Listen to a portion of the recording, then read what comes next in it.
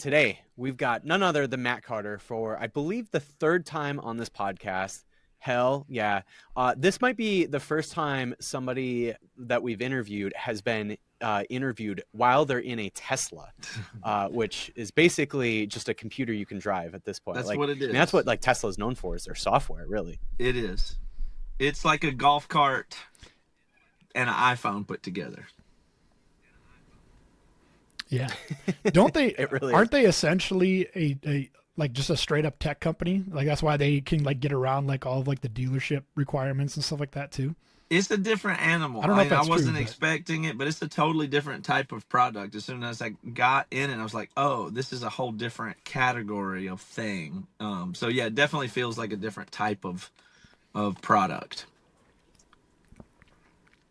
What Tesla do you have? Is it Model Y? It's a Y, yeah. And It is. Nice. Okay. That feels like the very, like, you know, if you've got kids, you have to have a Y. yeah, for sure is that. And what profanities have been scratched into your car so far in Seattle there? Well, I've had more interior damage from my own kids doing stuff to it than exterior so far. But in my neighborhood, you need to have a "fuck Elon" sticker on your Tesla to have a Tesla, and I don't feel the need to really do that. But it makes me nervous because there have been some definitely vandalisms. You know, I think what you have to do is you just need to get a sticker on the back of your car. I don't know if you're a gun enthusiast or not, but you just need a sticker on the back of your car that says "saving on gas to buy more ammo," and you'll be okay. Oh yeah, that'll help. That'll do the trick. Well, Matt, we didn't bring you on to just talk about Tesla. Let's talk about the question. 20th anniversary. I will say this is the first Emery album that I was like, I remember the whole like album cycle, the sort of promotion of it. By that point, I was like kind of old enough to like get into Emery. And so I really have a fondness for the question. I do think it probably is my favorite Emery album. I would have to maybe think about that a little bit more, but like just off the top of my head, my guess is it's probably my favorite Emery album. I would imagine that's the case for a lot of Emery fans, but yeah, it was the first Emery album where I just remember like there being an entire album cycle, the promotion of it. I remember getting excited for the release of it, watching the Studying Politics music video, all of that. Like just that was the first album for me. So I have a special connection to it. Cullen, I don't know if you have your own like story around the question. I love the question, but it's not even in my top 5 favorite Emery albums. Wow. So I think that's also a song of praise there too. So. Oh yeah, I mean, if you can. Cullen thinks you guys got better afterwards. Yeah, if you have 4 other ones you like better than that, then that's what makes you a fan, not a hater. That's true. That's true. Like I was thinking about this the other day, you know, like Walls is still probably your top like song, at least on Spotify. I don't know if like when you guys play that song live, like if it feels like it gets the most reaction still, but that had to have been one of the first songs you guys ever wrote. And to think like the song that you guys wrote at what, like 22, 23 years old, one of the first songs you probably ever wrote. And at least from a fan reaction, it doesn't get any better still. Like that's like Mr. Brightside. Like, I don't know if you knew, but Mr. Brightside was the very first song the Killers ever wrote. And it just went all downhill from there. Like, does it feel like it went downhill from Walls? That's exactly right. I mean, you know, the Walls origin happened in the late 1900s. It was a different century. And it was the first thing, it's the oldest thing that is in Emery's catalog as far as its origin.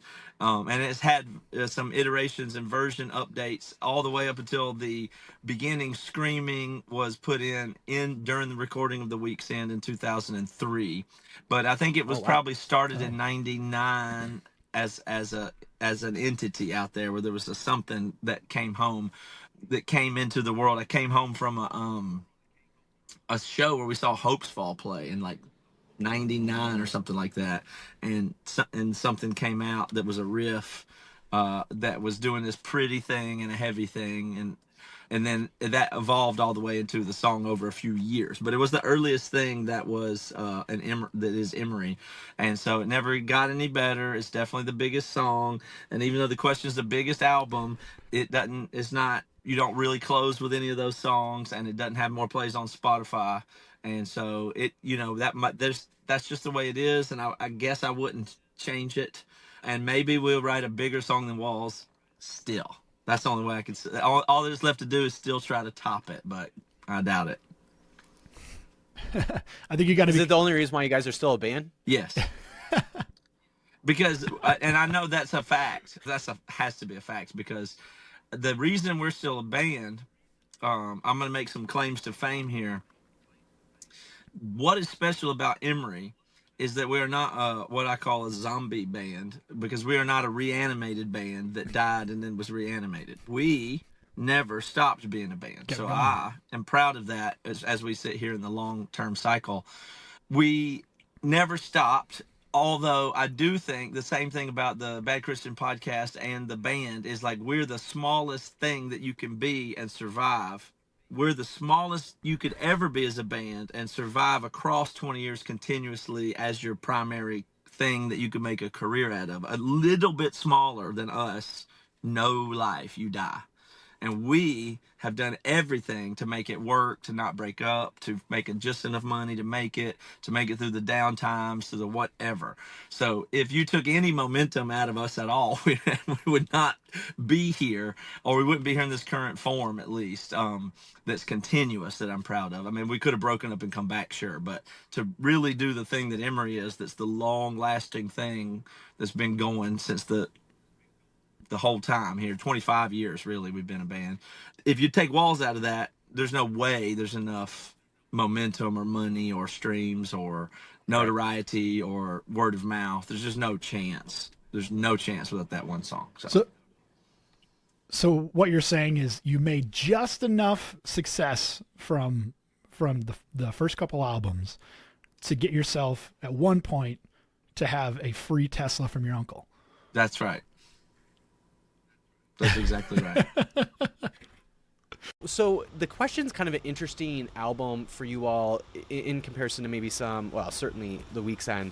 But it's not like a concept album really, but there is kind of this conceptual piece to it about, obviously like every track is supposed to be kind of like followed by, or like every track is sort of like the ending of a question, hence the question. Yeah, like was that something that like, I don't know, like whose idea was that? Like what was there a purpose for that to like make it feel a little bit more conceptual? But yeah, I'm curious like just kind of that kind of factoid of the album. Well, the album is an attempt for sure to be more of what I would say today, at least I would identify as it's to be more immersive of a feel than a lot of albums. So there's transitions and stuff between songs, and it goes, like there's not breaks between the songs and everything. So it's supposed to feel immersive. And when we play it live, that's the way our set is designed. Like the Week's End was very loose, and we play them out of order and talk between songs. And this one just wants to be just super forward and focused and have you pulled into it. But it's not supposed to be a concept record where you're supposed to, all the songs tell a bigger story. It's not that. Right. But it's nice to give people the feeling of that, if that makes sense. Mm-hmm. It's like non sequitur with segues. Yeah, because I like that feeling of that. But it's if you try to pull off a concept record, it doesn't ever really work. And people always tell us that we're theatrical, they'll say, and it sounds like a musical, they'll say. And I love that feedback, but it's a little ambitious to actually do that. So I think we've always known that. My mom used to say that even a long time ago. You should do a musical. It's a musical, especially with the two vocalists. I think it's like, oh, they're having a dialogue. It's lines from a something. So you want it to be a story. And so all the things that make it feel more that way are good. So having a theme to it, having the stuff in the fold out of the album, it seems like the question is the thing is you deliver the envelope to somebody and he gives it to him, and what is it? So it's just intended to sit on that boundary and not have concrete answers, which I believe is really wise, especially looking back on it, to not have been over ambitious to say it is a certain thing and try to control it so people can put their own meaning into it. That's definitely the territory that it's in. So having that question, since it's called The Question, and each song is like a response to a question, And the era is that time when songs have these weird song titles anyway, so you could like say these really long weird song titles, and that just to tie that up kind of with a bow with the preemptive kind of question, and the album's called The Question, I think is genius. Looking back, I was like, wow, that was really cool. How did that work? I don't know. But it wasn't super thoughtful, but it was just following each impulse and then tying things together, and you're putting the album together, and it feels like you're unlocking it as you're going through that process. And then I don't know how it wound up. So we had the idea to have it look like an invitation, like wow, like all that stuff really does pull you in. So but it's I wouldn't suggest you try to decode the story. Yeah, that's a good way to put it, I think, and that makes total sense when you listen to the record itself. I'm kind of curious as a guitar player, primarily, when you look back at your guitar playing skills at that time, are you like happy with your output then, or do you feel like because obviously you're going to grow as a musician, right? But do you view that time of your life as like, hey, I'm still really, really proud of my guitar playing, or wow, I would have fixed so many different things, or what's your thought process there? I feel like your question sets me up for this insecurity of I would have said yes until you just asked me. Now I think you're saying it sounds like immature guitar playing. No, it definitely does not. That's not what I'm getting at. But I like immature guitar playing is where I'm going to take that because those are my words, not yours. I know. I love the guitar playing on it, and something I've noticed about it that is we just did this run of playing it. And I have pedals. I've had a bigger pedal board, and it's been shrinking over time. And I have my pedal board down to a very small three little pedals that fit in my guitar case. So I don't even have a pedal board; they just go in my guitar case. And then my delay pedal started doing weird on one of the nights of the tour. And I said, I'm just going to get rid of that. So I have nothing but a tuner. And then I took it down further from the distortion pedal and took that off too. So I just went straight amp, tuner, and then turned the volume up on the amp to get it to gain, and then I just been rolling the volume back and stuff mostly to achieve the everything. And that's kind of an over dramatic experiment, but the fact that we're playing The Question is really dry. There's not much delay, there's not much any effects on there. It's very clean and it's distorted, and I'm a lot more expressive. I'm a lot better guitar player now, but having it be ultra dry is like this immature sound that I really like. And so I'm playing live with the driest and least, just the most stripped down thing where you just really hear this little things, and some of them are like quirky, like it's quirky guitar playing. So I love it for that. I love it. So I'm really enjoying the guitar playing when I go back and do it and some of the stuff. And I think it's just really focused and it's not overdone, but there's some really nice arrangements between the two guitars. And it's very tight. It's very intentional. And it has an immaturity that I think is its virtue. I agree. Well, and maybe immaturity is not like the right word, but it almost sounds like, at least from a guitar tone, and I mean, I think the fact that you're saying like, hey, I'm like now when I'm playing it, like I'm at least this last tour, you're playing it with like totally stripped down, where it probably feels like it probably feels like when you first started learning guitar, right? Like you didn't have a bunch of guitar pedals when you start, first learning guitar. Like you just got the guitar, you got an amp, and that's all you're working with. And so probably to some degree, at least from a tone perspective, it almost maybe feels like when you first picked up a guitar for the first time. It's pure in that way. And it's like, and of course now it's like, oh, the tone comes from the fingers, but I'm sliding and I'm bending and I'm wiggling and I'm picking with my right hand super hard, and like all the things I can do with my fingers. It's like, wow, this is fun that I can do. This album allows me to maximize that. The last song, Win-Win Situation, really wishes it had a little delay and some things on there, and so even that's a real challenge, but I'm enjoying doing it without.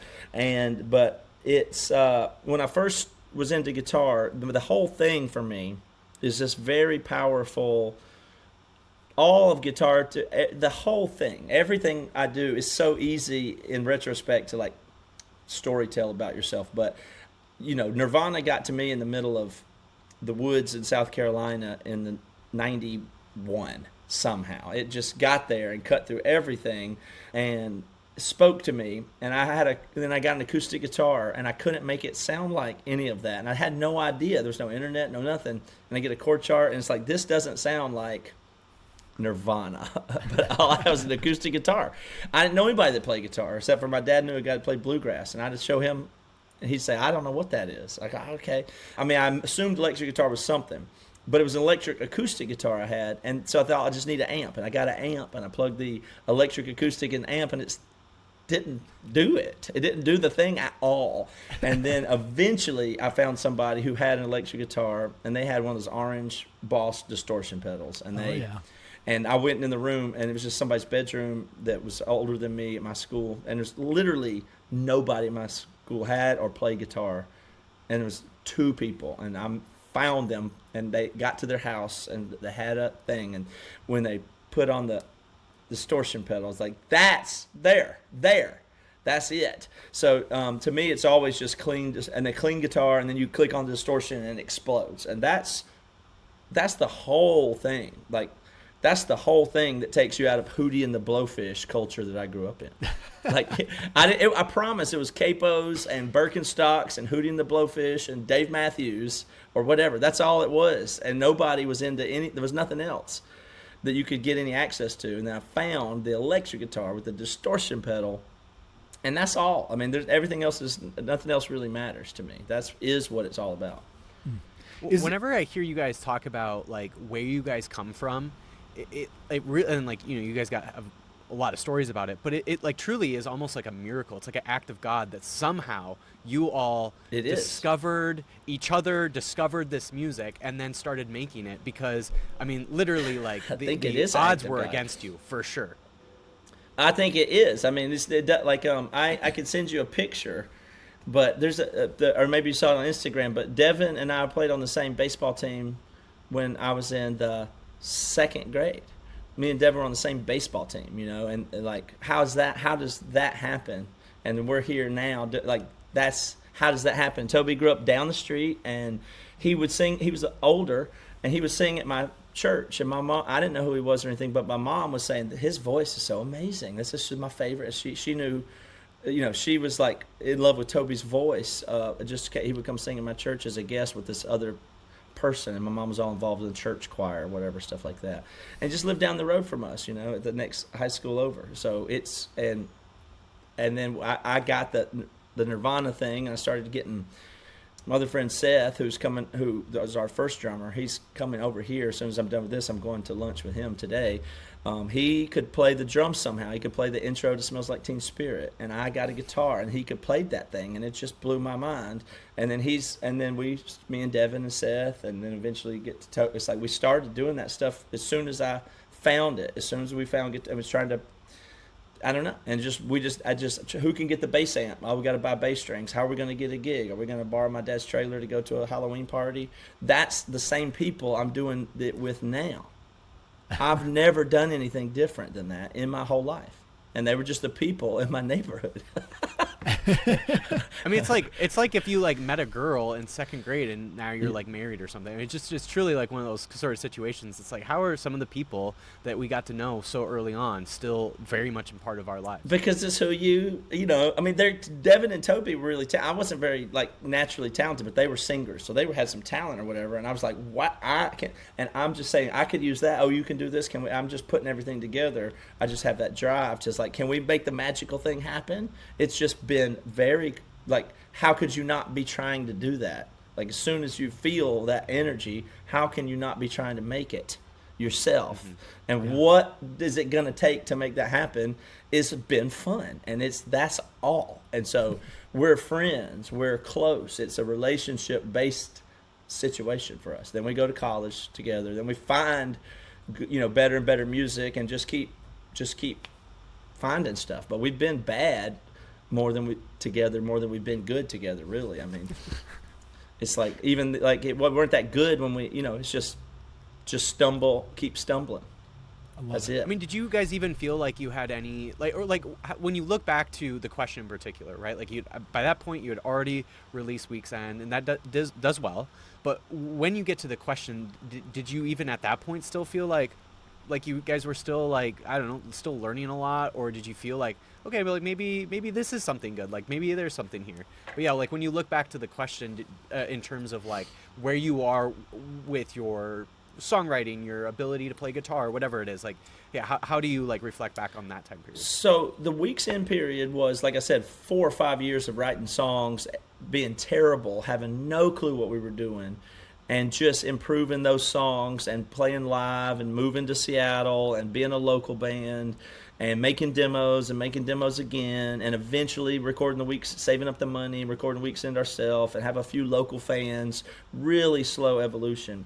And then it came out, and we, it was all about just getting signed back then. It was like, you don't think we have to become great. You just think, I wonder if we can get, like, you, in those times, it's like getting signed. Everybody knows that. It's just getting signed. It's like, even if you tricked somebody into getting you signed, it was like not about you. We didn't even think of us as being good. We just thought, we're trying, and if we think we're good on some level, if we could just get signed, then they would help us make a good record or get fans or whatever. You're not thinking of yourself as a total package or anything.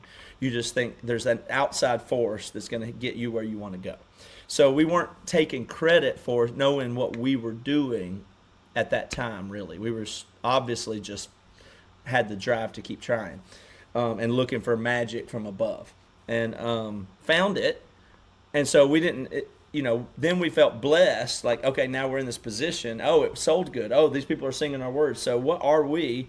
And then as soon as the week's end came out, we were on the road every day until the day we had to make the question. And so we got off the road and went to a rehearsal space and had 30 days before we were going to record the question. So we didn't think about anything at all. It was not an overthought sophomore album.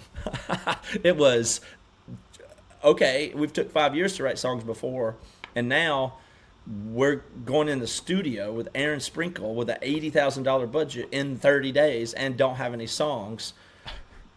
But no problem, it wasn't a panic. It wasn't overthought. Just, nobody was married. I mean, Toby might have been married, but yeah, I think Toby was married. But, we were just living that touring thing. And the writing was just not overthought. But we didn't know, we'd only been in the studio one time with one producer, and it was just a 2-week, 10-day, 9-day tracking thing. We'd never been in a studio with so we were still just thinking, it's going to all we do is make the demos, and then we'll show up, and I don't know how the recording's going to happen. I don't know. Don't know anything about that stuff, really, still. Like, I wonder how it'll be this time. And Sprinkle was completely different than Ed Rose, but obviously he's an important figure for us in that record. But we trusted him totally, and that's it. So it was just not, I don't think we were feeling big ego necessarily. We just weren't even quite there yet. We still thought maybe this is nothing, or all going to go away, or you don't think you're going to knock it out of the park necessarily yet. That, I don't think that's what we were thinking. But after the question, that's when that kicked in. So for sure, after the question comes out and is huge, the first week was huge, and we're like, okay, so we can do no wrong. That's when that started. That's when I was like, okay, so I've been a genius my whole life, and now it's finally, I get it now. That didn't happen until after the question came out, and definitely the ego, the think you know what you're doing, and ego absolutely came in with the release and response to the question. That was like, okay, so obviously everything we do is that we're magic. We have it. Did you think it was like, or looking back at it now, do you think it's a Dunning-Kruger effect kind of situation where, like, you thought you knew more than you actually knew? The confidence was there in, what was it in? I don't think it was in the confidence was there in, I guess, probably just the writing and vocals. Like, it's like these songs are good, and this singing is good, and this screaming is good. And I put so much energy into, like I said before, arranging the stuff. Like, I love just doing all the details, but that's just for fun. Like, it's just, what's all the neat stuff you can pack into a good song? And I think that's important, but it's a privilege to have good singers and the good songs that are showing up there to do that with. And but how we would write the songs was kind of mysterious. But I just always felt that they were catchy. Yeah. They're catchy. Like, I know we can access catchiness, and then we can make that complex, and then you can add more vocals and scream on it. And I think that is good. I think that's a good formula, and that was the only confidence was kind of in that. It's not a formula of how to do it, but like that recipe of tons of vocals, tons of harmony, tons of screaming, make it complex, but it has to start by being catchy. And you're doing it still kind of a little ahead time-wise, and we've been camped out there on that territory for 5 years, so I thought we were doing a good job with the compositions of the songs. And the rest I just thought was all the external stuff about marketing or label or producer or recording. We didn't know anything about that. For sure. Well, we all know that, like, there's songs that we write, there's songs that we listen to that kind of transport us to a different time, a different mood, a different state of being, even in some cases, right? Are there songs that when you play them live, or when you go to play them live here for the anniversary, are you curious if they're gonna, pop back up those times and place, those timestamps? Are they gonna come back and live in your head while you're playing, or are you just like fully invested in the performance? I love that question because the music has got this quality to it where you can experience it. I don't know, I guess like a painting or something, but you can experience it so many different ways. Every time you listen to it, you can do it different. And every time you play it, you can do it different. But some of the ways that it does pop up, sometimes it's like, I could probably just list 100 ways that it can happen.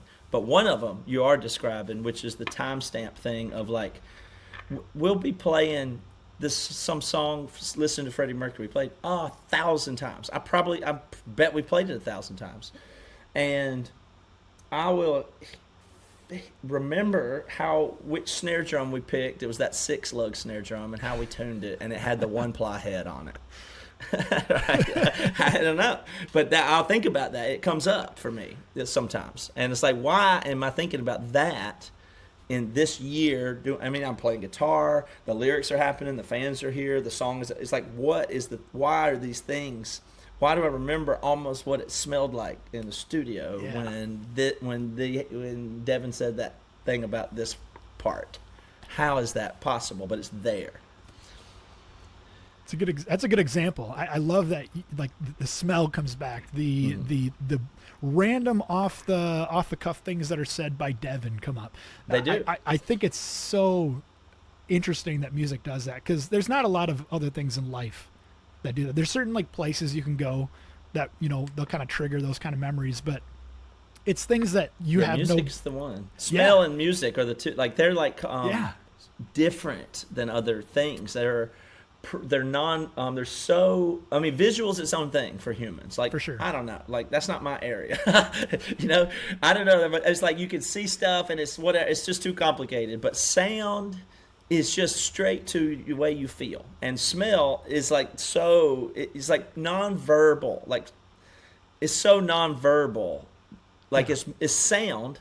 You hear talking, but that's language and stuff. But the feeling of music is really closer to smell, I think, than anything, in that it takes you to a time and a place where it imprinted somehow. And it's close to the heart or whatever. It's not close to the mind as much in that way. You feel it, and you remember how you felt, and it's just obviously closer to the emotions. I don't know exactly what that is, but it seems important to me that the combinations of the texture and the tones and the something about, I'm obsessed with the structure of like the math of the music, the chords, the harmony, but really the texture of it and the fuzziness or whatever it is. It's just doing something that activates you internally in some way that you can't really forget it. Yeah, absolutely. So that's one of the coolest things. And that's not to speak about how well a song is composed or what it means, or there's so many other ways to think about songs or get, but there's something about the patterns that underlie it. There's something underlies it, and then the textures and the patterns are so fundamental to it. Yeah. I even get that with like your voice in particular. Like I'm like immediately transported back to my dorm room in 2012 when I first started listening to podcasts for the very first time. And then voices. And then I think of like Toby but talking about his vasectomy and crap. It's wild. But it's in so language is musical though. Yeah. Totally. Okay, so language, what I'm saying is important to separate is language, the meaning, that's different. Yes. But the sounds we make with our voice are more fundamental, way more than the meanings of words. They're this thing that birds do. They talk up and they talk down, and here's the way you emphasize something. And we were doing that as humans long before we had words with fixed meaning to it. Very, very true. Long before. And then there's, words and the meaning and poetry and that stuff. And that's really an important layer. Yeah. But the way a person talks, yeah, the timbre, the rhythm, the that's emphasis, where it comes. Yeah, that's music. music. That's why, like, a band like Surgros, I don't know Icelandic at all, but a band like Surgros, I can listen to their music, and they're, even though I don't know what the lyrics mean, they can still really move me. That's right. We were just in Brazil and playing the question. It was the best trip I've been on so far. Brazil knows how to do it. It's Holy unreal. And so we're down there with a band called Fresno, who's a Portuguese band. And they are a big band. They're much bigger than we are, just on Spotify everywhere. And they're huge in Brazil. They're Portuguese. They speak and sing in Portuguese, and they do our style of music. And they even brought us there with this great. They hosted us and are reverent to us. They found us on mp3.com in 2001 and 2, and we influenced their music. And then Amberlin too, and May went, and then they've taken it to another level in Brazil and are have more awareness than we do. They're big, they're famous, they're amazing, and they're doing it in Portuguese. And it's like, yes, got it. Thank you. I feel it. Oh, that's better. That sounds better than English. It's so nice.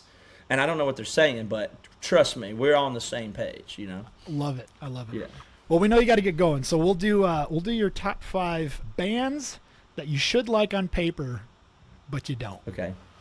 Or maybe not a whole top 5, but at least one. Yeah. I know where to on start. paper that you should like. All right. You just for whatever reason can't get into. Okay, so this is one of those things, where you feel like it really comes across as music that I hate. Because I'm mad that I don't get it, is how it strikes me. Because there's music that I think fucking sucks and nobody should like it. And that's one thing. But then there's music that I say it sucks and I'm all reactive to it. But then people that I respect, that I know or understand things, are liking. And that really bugs me because it just means I don't get it. Right. Yeah. You nailed it. Yeah. Like, but you feel like you feel out of the loop or something. Yeah, it's like, because I believe in music. I mean, I know this, like, everybody's different things speak to different people, but it bugs me that I can't get it. But it doesn't work on me. I pay attention, I try, but it does not work on me. And then if I hear myself criticizing it, I'll act like it's silly or shallow, or I know what's wrong with this. Like, I can generate all this criticism for it, but I must just be projection. But I have to respect other people that like it. But the number 1 on that list is Ryan Adams. I fucking hate that guy. Oh, yes. Oh. That's a good one. That's a really, really good one. Do you know why? Do you know why in your brain that it doesn't click? No, that's what I'm saying. I don't think you can know. I think it's like this really deep mystery. I really believe it. It's like the people in Brazil that we resonate with. These guys, they're like my brothers. I've known them. They're exactly like me, but they're there, and there's no way we're not just so of course the same chord sound. It's deep. It's deep. The chords that work on me work on certain people, and then there's other stuff that just doesn't. It doesn't. Yeah. And so, whenever I hear his name, I just like assume like a MLB pitcher and not a musician. So I think like part of the reason why I'm not into his music is I just like don't like he's his got the name. wrong name for music. So if I think about him, it's like I think what a just hipster doofus that's trying to like be cool. He's probably a dirtbag, and he's just trying to be arty for women and just whatever, loser. Like that's what I think. But I know he's the lyrics mean something. It's deep. It's like I don't know. I just hear a guy doing stupid stuff. Right. So I don't get it. But I know it's good. For sure. The one we keep hearing recently is Sleep Token, right?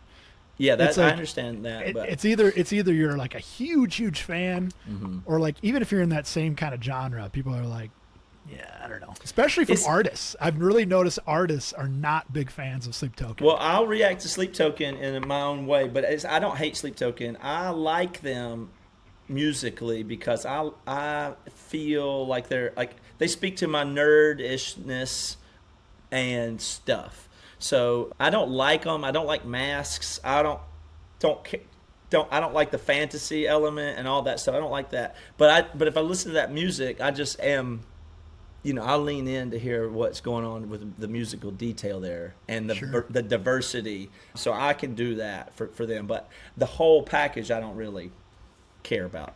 Sure. The other one that's in that. I can't get. And this one bothers me a lot too, but I can't get that 1975. I can't really get Jack Antonoff's vibe either. And when they'll do something with Taylor Swift, it's the weirdest thing with the Jack Antonoff thing because it's like, okay, this obviously is serious, and he knows something. And anything that's just him, I'm not liking it. But if he'll do something with a co-writer like Taylor Swift, and they're getting something out of it that I can like. But if I strip it back down to just what is his influences and what is I think the sounds and textures that are really coming from him, I don't like it. And I don't like the 1975. I don't like that. It's just gross sounding to me. Like it just doesn't. I don't like it. You know what I mean? I know it's good. It sounds like you have issues with music marketed towards women. Well, I like Taylor Swift though. I like Taylor Swift. I'm saying it's the sounds that they make. I don't like them. They do not work on me. It doesn't resonate. Like it passes through me. I go, well, what is I don't hear anything. I don't hear it. I can't hear what it's even trying to do. I can't hear it. And it's like, why is everybody like? And then I start to get angry, like they're stupid or bad. But it's not. I know that's not true. But that's how reactive I am. I get mad because I don't get it. But that 1975, it's like. It just has a vibe I don't like. It's plasticky sounding. It sounds like that weird stuff in the 80s. That's just not. I don't care. I just don't like it. I wish I could. That's what I'm saying. You can't put language to it, but it doesn't work on me. And then I guess I feel like I'm missing out a little bit. Yeah, that's fair. And I'll give you one in our scene too. Okay. Oh, I went and saw. I went and saw. This one's just really clear to me too, and I can do it with not. I mean, I don't mean hate. That's what I'm saying. I know all those people are musical geniuses. I believe that. So I know I'm sitting here with envy. But within our scene, I went and saw Saves the Day and Census Fail tour. And I've seen those bands a million times. Saves the Day is one of the best bands of all time. It's just so unreal. And I've never been able to have Census Fail's music.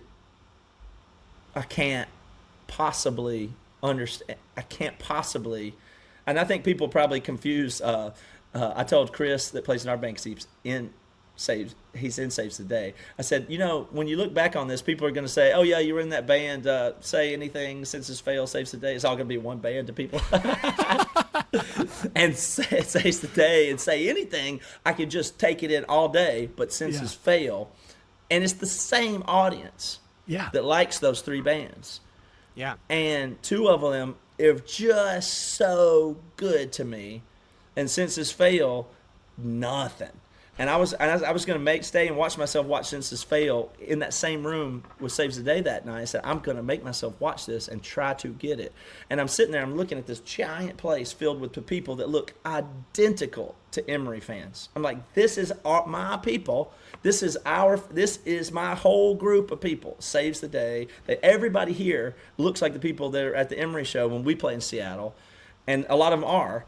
And I'm just watching it, and it's just music's coming on to me, and I'm trying to like it. What is it? And I keep looking around, and I look at the people, and they're into it, and they're digging it. I just go, but how?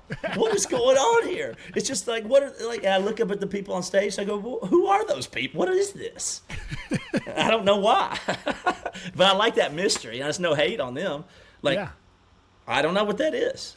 So you could say, oh, they suck or whatever, but I don't think that's the right response. I'm just saying, what a mystery that is. Yeah. That's fair. You nailed it. You absolutely nailed exactly the assignment there. Also, we're gonna have Census Fail on here very, very soon. Well, don't tell him I said that. We are? I'm totally going to tell him. Well, you can, but it's like it won't sound right. I mean, if you listen to my words I'm saying here, it's no shade. I appreciate all the people that feed the scene. There you go. You know. Yeah. Good. Awesome. Well, what would you like to plug?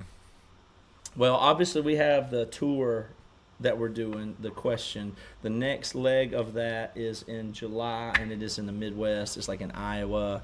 And you're going to have to go to emerymusic.com. I said Iowa. I don't know why. That's the only one that pops in my head. That's at Woolies in Iowa.